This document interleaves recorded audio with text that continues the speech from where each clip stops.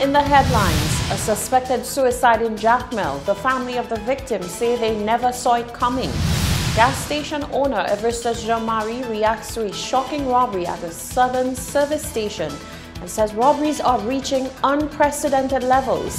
And Dominica National and journalist Nisha Charles weighs in on the developments in her home country after protesters clash with police in a violent turn of events ahead of elections.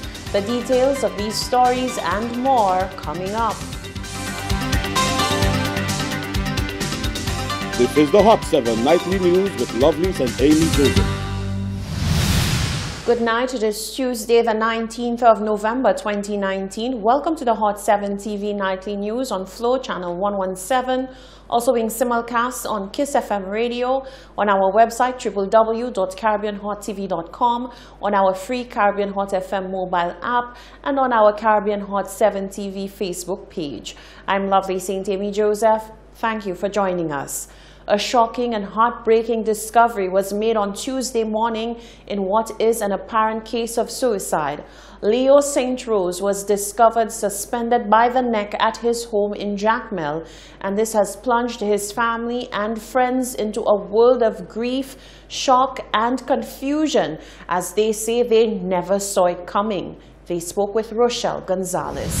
A small community in Jacmel has been plunged into shock and sadness after the discovery of the body of one of their own in an apparent case of suicide. Well, from last week, my mom said, well, on the weekend my mom said she noticed that my uncle hadn't called her for a while. He normally calls, if not every day, every other day.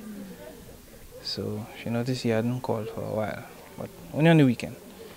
So Saturday she called, Sunday she called, no answer.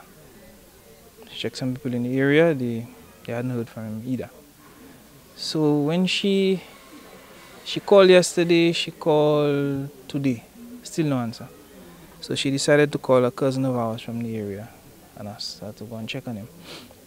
Time she called back, cousin called back, and she said, nah, the place is well locked up and she's taking a smell. So my mother told her immediately, just go and look for somebody to try and enter. So we tried to get down here as quick as possible. We hopped the bus, and on our way they called us, told us they found him suspended in the roof. Justin said his uncle's death and the manner in which his uncle died is something that no one saw coming. He's a jovial person. That's the last thing, and you hear everybody in the area saying that's the last thing you would expect from him. The fire behind me signals the family's immediate efforts to move on from this tragedy. Reporting for Hot 7 News, I'm Rochelle Gonzalez. Thank you, Rochelle. Managing Director of Jean-Marie's gas station, Everestus Jean-Marie, is lamenting what he says is an unprecedented rise in robberies targeting businesses. Following the shocking dousing of a service attendant at a gas station during a robbery at RZ's service station in Pi, the gas station owner says businesses are on edge, and rightfully so. The response, he says, is not to cower, but to rise up and take all necessary steps to protect life and property. He spoke with Solange Alfred. A robbery caught on camera shows a brazen thief drenching a cash attendant at the PI gas station in what appears to be a flammable liquid before making his way to the back of the counter and relieving the cash register of money. The robber is seen in the video without concealing his face, only wearing a pair of shades. He reportedly threatened to set the service worker ablaze had there been failure to comply. The act, caught on camera, has received much attention for the brash and life-threatening action of the criminal. Managing Director Jean-Marie Gas Station, Everestus Jean-Marie, says the unparalleled rise in robberies means business owners must ramp up efforts to ensure employee safety. We are at a time, I must admit, it's unprecedented, the level of robberies at business places and gas stations. So we need to step up our game. And for my own situation, we have alerted staff to pay attention to unusual characters around the station. Those who park their vehicles or their bikes near the place and are waiting for an extended period of time. These are normally suspicious characters. You should call the police at the earliest opportunity when you notice people who are packed outside your premises for unusually long periods of time. These are generally people who are monitoring you and waiting for the opportune moment to attack. So at the moment you see that, you should alert the management or you alert the police. Jean-Marie says doing so is not an act of profiling, rather a preemptive step to ensure safety. Moreover, the managing director says the cost of security systems and personnel should never be weighed against the cost of saving a life. When you come to a shop, chances are you know what you're looking for. And if they look jittery, sometimes you need to attract their attention and say, look, can I help you? And that's normally a way of throwing them off. And if they don't have an answer, chances are they're up to something no good. It's important to have security. I know sometimes people think it's very costly, but the most important thing is to protect lives and property at your premises, and you can never pay too much to secure life. The extraordinary upsurge in crime has left many calling for businessmen and women to become licensed firearm holders. However, Jean-Marie sees the potential for more harm than good in this action and says he does not promote such. I don't promote it. I think all it does is escalate the level of violence that could take place at your premises, but that's a personal matter. Those who think otherwise are free to engage it. But I don't really subscribe to stepping up or doing things that will step up the level of violence at a gas station or any business place. I think the most important things can be replaced, people can't be. The businessman says vigilance is key in preventing crime. He urges the business community to stay alert moving into the Christmas season. A special recommendation was given to business places operating in isolated areas to take special precaution and ramp up security measures. Reporting for Hot 7 News, I am Solange Alfred. Thank you, Solange.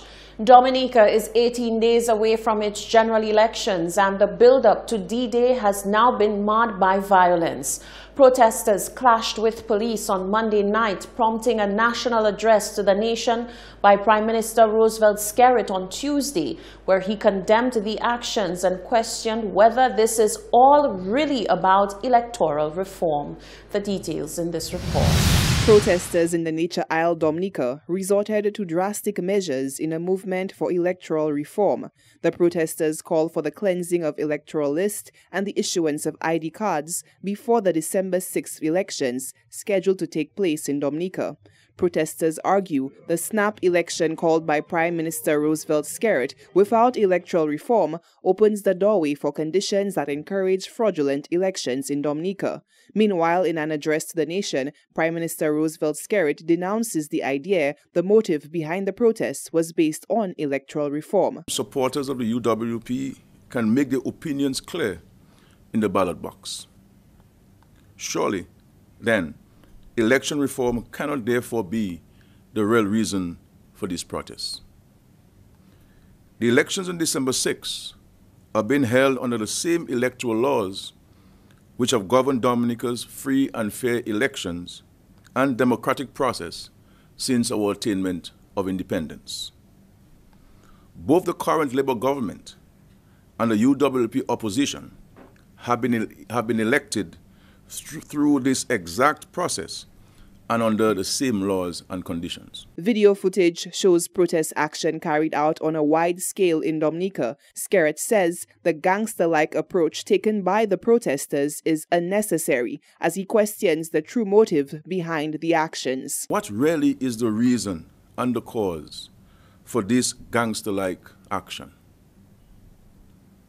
Why are they seeking to tarnish and destroy the image and economic well-being of the country they are confident of receiving the mandate to lead in 18 days?